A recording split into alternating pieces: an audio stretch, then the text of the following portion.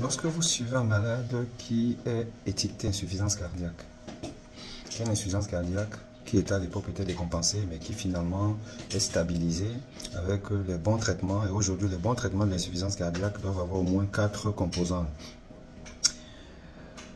Un IEC ou un ARA2, ou idéalement, donc la combinaison d'un ARA2 et avec un inhibiteur de la néphrolysine qu'on appelle l'Encresto.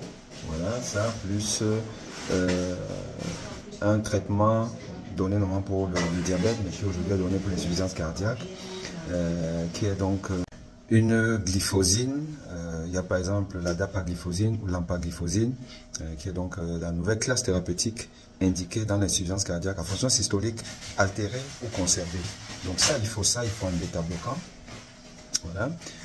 Et puis aussi, il faut un bloqueur de l'aldostérone, un antagoniste de l'aldostérone, l'adaptone par exemple. Voilà. Donc ça, c'est les 4 classes thérapeutiques qu'il faut absolument donner. Et on va donner donc un diurétique à type Lasix en cas de décompensation. Mais lorsqu'on est sorti de la décompensation cardiaque, il ne faut pas continuer à donner ce diurétique.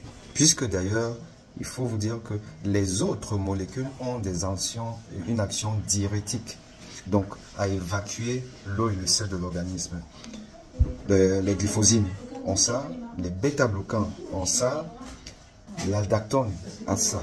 Donc, ça fait des actions qui permettent de diminuer la charge en sel de l'organisme, car c'est un des mécanismes physiopathologiques de l'insuffisance cardiaque. Une surcharge en sel et donc en eau dans l'organisme.